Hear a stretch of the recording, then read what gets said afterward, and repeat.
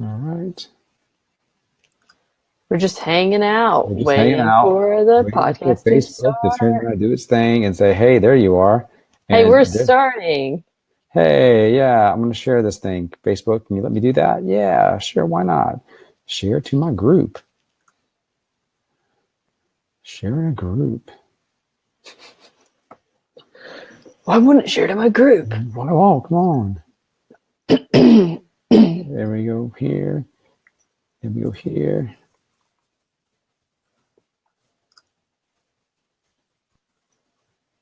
We go here and we go here and we hit boost. Alrighty, bingo, rock and roll, 1, 2, 3, and we are good.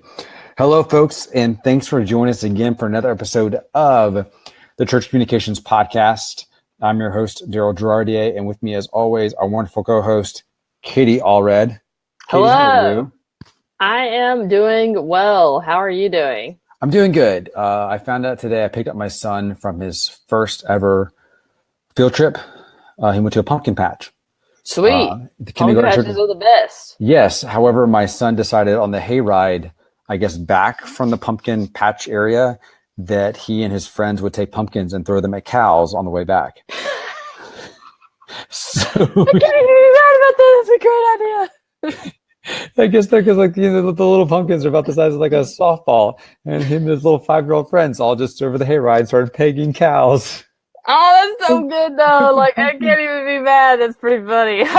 He told me, and I did everything I could to be like the father, like, you shouldn't do this, and You I shouldn't just punch cows with shouldn't throw pumpkins at cows, but that's what my don't the son did cows today at school. things. Yeah. So That's like yeah, literally my entire childhood because I didn't grow up like in the city like we yeah, are today, and I grew up like just playing with cows. yeah. So like, I'm So like they're secretly fine. proud They of don't him. care.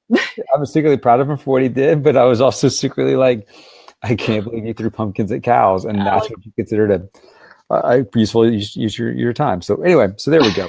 Good Hey, for we him. got yeah, we do. Hey, we got a sponsor today. We got a sponsor today, and that is the National Disciple Making Forum, brought to you by discipleship.org. Join 1,000 plus disciple makers in Nashville, Tennessee for this 2-day forum that'll help equip you as a disciple maker. Get 20% off using the promo code ChurchCom. Learn from disciple makers like Jim Putman, Tom Rayner, Trilla Newbell, Robert Coleman, Nate Larkin, Ariana Rivson, Daniel M., Daniel Spader, Ken Vaughn, Todd Wilson, and others. 13 tracks, 15 plus speakers, and 65 plus workshops. 13 organizations are devoted to equipping you to make disciples. We're offering you practical training so you can grow. Go to discipleship.org and use the promo code ChurchCom, and you're going to find the registration link here in our podcast notes. We'll put them up there accordingly after we're done here. So there you go. Go check that out. All right, Katie, we got some news of the week. News of the week. Yes. Do you want to start it off, or you want me to? I would love to. Let's talk about Facebook. So all right. Facebook finally owned up to the fact that their video metrics are not actually accurate. Nope. So some metrics are actually viewed by bots, and now they are going to try to fix that. Mm-hmm. So exactly. The funny thing is, I had lunch today with an executive at a large company that deals with Facebook Live, and that's what they do for their large broadcasts. Mm-hmm. And he openly said that he can't count his Facebook numbers and report on them with any accuracy because he's afraid, he's not sure what views really are views. Because of the fact, somebody scrolls through the news feed, et cetera, et cetera. Well, now that Facebook Watch is happening, they're going to have to be more accurate. They've got to do that. And so yeah, I agree. You're right. It looks like, so it's going to be interesting to see how this plays out. I mean, again, we talk about this for those of you who just figure out why this may apply to you. Well, if you're like us and you do online worship and you use Facebook Live as one of the platforms you put it on, you want to give an account for who's watching. Right. And you want to be able to say, like, with all integrity, this is how people are watching. But if you can't trust those metrics, and Facebook is saying openly, yeah, we've got to fix our metrics, that's an issue. Yeah, we had some, videos in the past that have went viral to some point. And we want to know, is that real? Did that actually happen, or was that fake? But I feel like it's pretty real, but at the same time, it's kind of like, okay, how many of those were like Russian bots? Because we know Russian bots love our church broadcast. Dude, so, who doesn't? You know, like, I love our church broadcast. I can't wait to see what's going to happen next on there. If I was a Russian bot, I would watch us. I would. Story number 2, Instagram introduces polling features inside of stories. So it looks like now, and I don't know if they've rolled this out to everybody, but it looks like when you do stories, you can throw up a sticker, or it looks like a sticker, and it's basically a poll, and people can vote back and forth, which is, I think it's pretty cool. I like the playfulness of this, like the sticker concept versus it just being like a simple text. It adds to, I think, the fun nature and vibe of Instagram stories. So I think it also gives Instagram like a little bit of a competitive advantage at the moment. You know, like I feel like I couldn't tell the difference between Facebook stories and Instagram stories. Like it was really kind of, I was like, what is the point? Like, why do we even have Instagram anymore? I'm terrible. I know some people love Instagram. Like that's all they want to see because there's no like super conversational things happening on Instagram. Like it's just a feed and that's like it. And maybe like you can do the hashtags and trend topics or something. But I was like, okay, Facebook and Instagram have like been competing against themselves, and it looks like they're doing the same exact thing. So I don't know. I'm not saying that the polling thing gives them like some crazy competitive advantage because I do not think it does, but I think that it's neat and interesting. So well, I think you mentioned, you showed on the group today. You shared a link with is there an organization that thinks they've got is there a company's got a workaround for links inside of Instagram? Yeah, which there's been plenty of things that do that. They just usually charge money. This one was free. I think it's called campsite.bio. I believe I shared it in the group. We'll share it in the show notes. It's just a free, and I saw it on Product Hunt. It's a free way to like share links. So essentially all it does though is it asks you to replace the link that's in your bio with this link to Campsite. And then it has a bunch of links from your website. So you can just like give them a call to action, like click on the link that says, volunteer or whatever, and then you'll go to a page about volunteering. So I still have to go to the profile link, right? Yeah, it's still it's like an extra step, so you have to click through and then click through again. But I don't think it's a terrible idea. But honestly, like, what is stopping you from making that own page on your own website? Yeah, that's what I was going to say. I could just turn around and just create on my own website. Just say, I don't see like the real like advantage to it. I think what would be really handy is if that link could change, like expire and change on a schedule, like a timed schedule. And that's something I might actually even talk to like our developer about. Like, could I get a link, like a short link, like brentwoodbaptist.com/Instagram, and have it change on a schedule to whatever I'm promoting? You know what I'm saying? Yeah, that'd be a great idea. Of course, I could make a landing page and have a bunch of links like they're doing. I don't think that's a terrible user experience. So it's literally one more click through to give you some places, and I think that could be cool. But it would be nicer if we could just make that short link change when we need it to daily or something.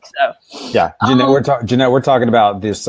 Jeanette's asking what we're talking about right now. We're talking about two things. One, Instagram Stories is obviously has unveiled this new polling feature that you use via stickers, but we're also talking about companies starting to come out with these basically third-party platform that are basically manage your profile links. So as Adam asked, I guess it's just a landing page. I guess Katie is another way to look at it, right? Full of links. Yeah, it's a landing page full of links that you put on your Instagram profile. Right. And so you can say, hey, click the link that says something about volunteering on that page. Yep. And you could say, well, what's the point? Why don't your homepage of your website really should have those call to actions anyway. You know, sometimes I wonder, I'm like, is that really the best? Because that's why we haven't changed ours. Like I thought about going to those services and I'm like, shouldn't our website be up to date like constantly for those kind of things? I don't know. I can see where like it can have some useful things, but I can also be like, I don't know. We update the front page of the website enough, I think, for it to. You could almost build. You could almost build a Tumblr like feed on your site to do something like that. Now that I think about it. Yeah, I mean, it would be super simple. Honestly, we could just create a regular page and have a list of links. We could, but honestly, that's becoming like what that would become is another digital bulletin all of a sudden. No, that's a good point. We've tried to like stay away from doing a one-page digital bulletin sort of website because our whole website should be a digital bulletin, honestly. Yeah. That's why, a lot of people are like, why don't you put your bulletin on your website? I'm like, the front page of our website is the bulletin. It's the exact same thing. If you're missing that, then I don't know what to do with you. I don't. I really don't. Bulletins are a fun thing. Maybe we could chat about that for a second. We're going away from news for a minute. But what do you think about bulletins, Daryl? Okay. So, all right. So Kenny Jahng and I were you backstage with us at that church conference when we had? Yeah, I was hanging out, but I don't know if I was listening about this. He was very adamant that bulletins are going away and that, that they're going to be gone in 5 to 10 years. I would argue he's partially correct. Okay. I still think paper has its place. It's become more of a souvenir than a mainstay. So I think having something that's print is never a bad idea. I think putting something in someone's hand is something. You know what I'm saying? Like I get that. It's textile. Totally. You can take it home. Here's what I think the issue is. The issue for me is that a lot of us who struggle with this, who ask this question, are typically people that know that we probably have no less than probably 10 to 20 calls to action on our bulletin. Yeah. And if you're handing out the ones we know are effective and you've been at trade shows before and you walk down and somebody hands you a flyer and it's got a single call to action, buy our product. Here's the coupon code. Yeah. So I think like those things are. I think that's really handy. Exactly. Really effective. I think that our bulletin, I think our bulletin, I think bulletins in general, they look the same every time. And so like, I don't really want, like, I'm just like, is that not the same information I received last week?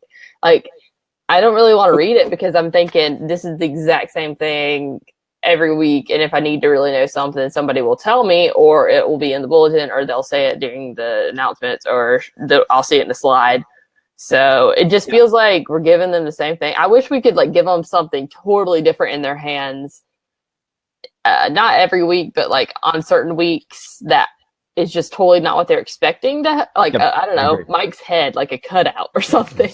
Like when they think that was hilarious, they're like totally different. It would totally be throwing them off, and they would really pay attention to that message if there was something different. We could do it for Pastor Appreciation Month. There we go. Yeah, I don't know. It's just something totally different where they would be like, oh, okay, well, that's something I need to pay attention to. I don't know. So I don't know. That's kind of my thought about bulletins. So I'm glad we went down that rabbit hole. I think they got a place. All right. Our next story, Katie. 5 metrics to measure the success of Facebook videos if your analytics were correct. So if your analytics were correct, you could do these things. You could look at your view through rate, which is video view, which is often defined by watching the video for at least 3 seconds. Mm-hmm. Yep. So you could also look at 10-second video views. I think 10-second video views are worth more than the 3-second. I think they are too. I agree. If you're going 10-second, I feel like you might do the whole thing. Yeah, you're right. Yeah, I completely agree.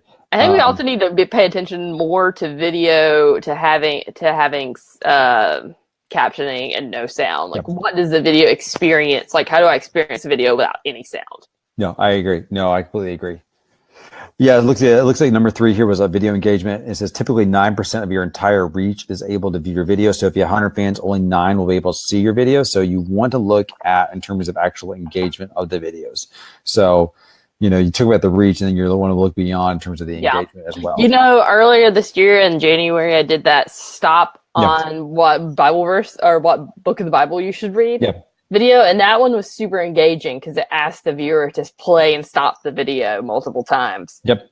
And so, anything like that you can do to engage them to actually like play the video and then like be a part of it is good. I wish I could think of more ideas to do stuff like that. We're obviously getting into crunch time now, but maybe at the beginning of the new year I'll do another kind of video like that because I think people really enjoy it. Yeah, the other thing they talk about in this article that we'll post is that your video average watch time, if you can get somebody to go from 10 average watch time of all your viewers to 15, that's actually a large leap. Like you don't think of it as a large leap, but in marketing world, going from 10 seconds to 15 seconds is actually a huge leap. So in other words, when you talk about ROI and you talk about measuring metrics, if in terms of your Facebook videos, if you can kind of look at that and say, our baseline right now is 7 seconds. Okay, my goal is to get to 8, to 9, to 10. And if you get to 15, now you're really talking about really great engagement, and you're really telling people actually viewing your content as you look at that average slowly creep up. It's saying that the video length should be 20 to 90 seconds. So that's like a minute and a half long. Right. I don't know if that's true. Like, I think that videos that are longer can do just as well. I've yet to find that, I have to cut myself off at a minute, 30 seconds. I think it all depends on what you're talking content. About. Yeah. Yeah, I really think it depends on the content. Yeah. I mean, if the content's super boring, then sure, you definitely need to get cut off, I guess. But I sometimes think that I'm like, oh crap, this really should have been shorter, Katie. But like, I don't know, but especially for live video, you got to go long. Like obviously this podcast goes for like 30 minutes typically. Yep. And that's because people are joining in, they're coming to be a part of the conversation. I love what Seth just said. Content is king. So, I don't think there's some magic number for perfectly figuring out what your video length should be. No, I agree. Because, just about anything could go viral if it's good enough. So we actually talked about some videos we're going to create to promote Christmas. Yeah. And we can share those ideas. I don't think that they're secret or anything. They're not secret. You can steal these ideas. Steal our ideas. Go for it. So we're going to do a bunch of how-to videos because I think how-to videos go pretty viral. But we're going to do a how-to video, but with kids actually doing the how-tos. Yes. Right? So we're doing like how to wrap a Christmas present, but with a kid doing it. Yes. So the concept is like I think it's me. I think I'm going to be in the room with my 5-year-old son, and my 5-year-old son is going to give me instructions on how to wrap a present, and I have to follow. And then he's going to throw a pumpkin. Don't get me at started. A cow. At cows. If you didn't catch earlier. My son throwing pumpkins at cows, guys. My son today decided to throw pumpkins at cows when he was on a hayride during his kindergarten field trip. All right, anyway, sorry, I just had to bring that back up. Yeah, thank you. But the concept is that what we're gonna do is we're gonna call it like your how to make your Christmas casserole, and like one of the kids is gonna give me the instructions on what I need to get and how to put it all together. I'm gonna make it exactly the way the kid tells me to make it. How to make a Christmas fruitcake. Yes, exactly. So that's the goal. And then obviously the humor is going to be in the fact that I'm going to completely, totally do exactly what the kid says. And it's probably going to be crazy, especially if it's my child. So that's our concept for the video. But I think those videos, we're not sure the length. I mean, we're going to do it based on what we think is funny. And if the clip is long and it's funny, we're going to roll with it. It's going to be fun. If it's 15 seconds, I'm going to roll with that too. Like, exactly. I want it to be whatever the comic, like, funny part is. I'm gonna let Mal decide because she does a tremendous job of just being funny. Yep. So I'm just gonna let her decide what's funny for each of those clips. Yep, I agree. I totally agree. Yep. Our next story is about some design trends that we're seeing. And so this is a little funny. I realize that we're doing a podcast on video and audio, but I can't show you the design. So I'm going to have to talk to you and explain to you. But these are 3 trends that this comes from Web Designer Depot. And I think a lot of these I actually have seen. And again, we'll post a link in the show notes so you can check this out. But there are 3 things that they're seeing, like, hey, this is what we're seeing coming down the pipe, and this is what we're seeing people do. First thing is that we're seeing a lot more people take text, overlay it on images, but offset it on images. So it's more and more you're seeing this look that I'm going to see if I can pull it up and see if I can show the audience. I guess I could show you on video if you're looking at home. It looks something like this. So you see how it's offset right there. If you're listening to the audio podcast, I want to forgive me for the fact you can't see this, but we're seeing more and more of the trend, that offsetting of the idea that here's your text, here's the image, and you're offsetting it. So we're seeing that trend. Second trend that we're seeing is objects are becoming more larger than life. So you're having this this feel where it's like you have this super large image right over on the other side right here, offset with the text. So you're blowing in tight on an object. And obviously that looks like that's not Warby Parker, but it looks like a Warby Parker type of website. And then design number 3, which I love this trend, and that is turning objects and icons and making them a more hollow feel, which is what you can see right here. You can see the icon right there in the middle. So they hollowed it out. We've been playing with that with our logo a little bit. I really like that trend a lot. I like it because it lets the image kind of pop through and you're not overpowered with the icon. So if you're looking for some inspiration, we know we get that a lot of time in the group, people going, hey, I'm looking for some inspiration. I'm stuck on this subject. Check out this article because I think there's some really cool ideas. Yeah, I really love it. Yeah, I do. I looked at them and thought, okay, wow, I'd steal that design. I especially love this text that's without boundaries, technically is what they're calling it. But it's like basically half on the photo, half off the photo into the white space. And I think that's a really cool concept that people are doing more and more. I think so. I think people are willing to break the grid. I think they're going to be, they're being okay with that. All right, Katie, what's our hot topic? Yes. I was going to say it like Jeff Dunham, like, hot pocket. Yes. All right. So Hootsuite has some policy changes coming down the pipe, and that's going to affect a lot of you and us. So. Yes, it does. Yes. So it looks like we got a pricing change, Katie. Oh, what was that? Well, it's a pricing change. It's the change in policy, which is if you're on the free plan, you can no longer schedule more than 30 posts total, is what I'm reading here correctly. Okay. In terms of, make sure I understand this. This was brought to attention by our good friend, Ben Stapley, I believe, over at Liquid Church. Thanks, Ben. Yes. So it looks like, I'm trying to pull it up to make sure I understand it correctly. That if you're on the free account, I thought you couldn't do more than 10, but apparently I guess you could. I thought that was the deal was, but apparently now it's a policy where you can't schedule more than 30 out. So that if you're on the free plan, that's not great. No, especially if you do a lot of. Sorry, gonna close my door here because I feel like my family might just come in my house. So come on in. Hey, how are you doing? Welcome to the podcast, family. Yes.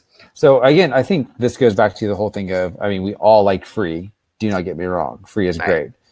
Seth asked the question, is it 30 per platform? I wasn't clear about if it's 30 per platform. Let me see if I can go back. And do you have Ben's? Do you have Ben's image up? Yeah, I don't have the link. Yeah, I'm looking for see if he posted the link in the group. He may not have, but yeah, if you search the group, you can see Ben's image that he posted, and he highlights the policy change. So I think it's like Seth. It looks like it may be 30 total is what I'm gathering when I read what he posted. Yeah. So for a lot of us who like free is great. That's a real bummer. And so if you're looking offer a good chunk off for nonprofits if you are using it and need more than 30 at a time. Yeah. You're right, they do. So as October 10th, you'll be able to schedule a maximum of 30 posts at a time. We found this is why the change. We found that most of our free users don't take advantage of unlimited scheduling. By capping the number of scheduled messages at 30, we'll be able to continue to offer the widely used features on our free plan, like the ability to manage multiple accounts and track core analytics. Yeah, they're just simply trying to get people to. I don't know. Well, I think that they're trying to free up their database space. Well, yeah, you're right. At the same time, it's. I think Seth's comment here says it all. That's the thing again about the freemium, model is in terms of but you're right. I think if you can do stuff with the discount if you're doing stuff for the nonprofit. I mean, Katie, but we've moved away from Hootsuite because I just think at the end of the day, we're still paying for it. Although the receipt we got today was free. I don't really understand. Did you see that? We got a $0 receipt in the. We did. Anyway, I was kind of confused because I was I'm pretty sure we're still paying for it. I was using it a lot, And then every once in a while, I keep it because I'm always like, oh, one day somebody's going to really want to use it, and then we're not going to have it. I think I just got to cut the cord there because I haven't used it probably this whole year, really, honestly, if I was being honest. Ooh, Well, I think the deal is we liked it because the way we were able to function is, and when we were scheduling teams and when people were like, yeah, when we were scheduling the volunteers and teams, we were using a lot of that. I still have volunteers, but now I just tell them, most of them, to use our Grum account and schedule Instagram to that, and then I tell them to schedule natively in Facebook. And if you want to do Twitter, that's on you. If you want to do Twitter, that's on you. Yeah, pretty much. We value our customer service here. Just kidding. They all have Twitter like signed in. I talked to a social media, volunteer today and gave them all the credentials so they're, prepared and ready. But at the same time, we know, like, the people who use Twitter at our church are people who are on our staff. Literally, I've yet to get someone who's random just wanting to know more about our church on Twitter.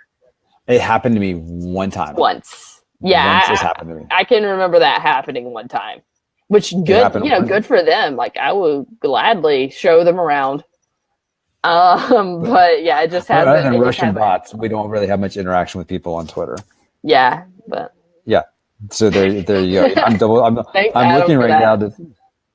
Yes, that's Katie, our slogan. If you want to do Twitter, that's on you. So, oh gosh, don't tell anybody who I really am.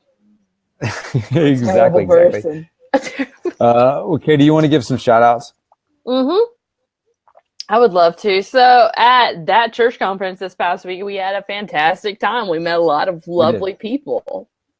Yes, we did. We met a lot of lovely people. I can say, somebody asked me, like, how was the conference? And I say, like, look, I'm the worst conference attendee in the world. If you're asking me how it was in terms of, like, literally my mind was blown. I was like, oh my gosh, it's so nice to meet all these people I see on the internet.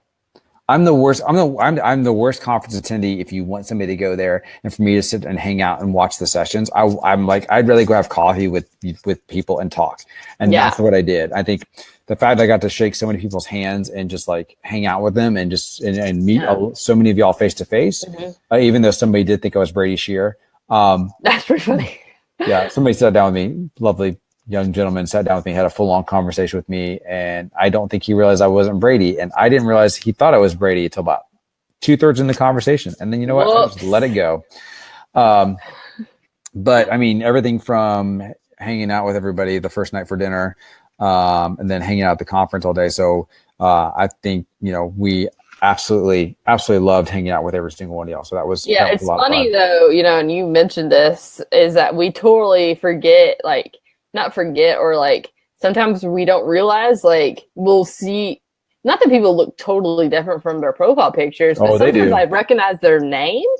Yes. But I cannot recognize their face. You know what I'm saying? Like, it just, like, the name comes up because people change profile pictures. Oh, yeah, you're right. Their profile picture is like a random picture of, like, a meme or something for a little while or whatever.